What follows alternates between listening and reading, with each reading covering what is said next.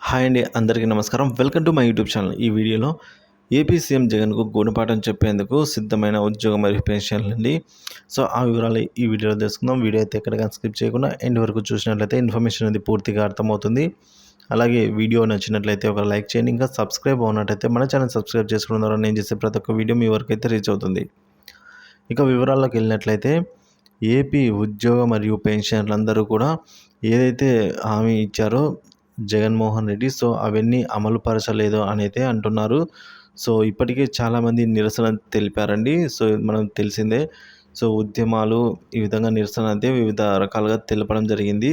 So ఇప్పుడు కొంతమంది పెన్షన్ల సంఘాలు కూడా ఈ విధంగా మా మద్దతు ఎన్డీఏకి అని చెప్పేసి బహిరంగంగానే చెప్పేస్తున్నారు. ఎందుకంటే ఈ ప్రభుత్వంలో మాకు జరగవలసిన న్యాయం అయితే జరగలేదని అయితే అంటున్నారు. సో దీనివల్ల జగన్‌కు ఈ తీవ్ర నష్టం జరిగే అవకాశాలైతే ఉన్నాయండి. సో ఏవైతే పెండింగ్ బకాయిలు అయితేనేమి, ఇక పీఆర్సీ అయితేనేమి, ఐఆర్ అయితేనేమి ఇవన్నీ కూడా ఇస్తామన్న రీతిలో అంటే వీరు ఎక్స్‌పెక్ట్ చేసిన రీతిలో అయితే పోయిందండి ప్రభుత్వం. సో కాబట్టి ఆలస్యం చేసినందుకు ఇక పెండింగ్ అరియర్స్ విషయానికి వచ్చినట్టే 25,000 కోట్ల వరకు పెండింగ్ బకాయిలు ఉన్నాయి. సో ఇవన్నీ కూడా ఎప్పుడు తీరుస్తారు?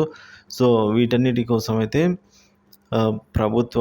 ఈ ప్రభుత్వంలో మాకు అంత మేలు జరగలేదు. సో ప్రభుత్వం మేలు చేయలేదని అయితే ఇవి నిర్ణయానికైతే వచ్చేసారు. సో మరి చూడాలండి.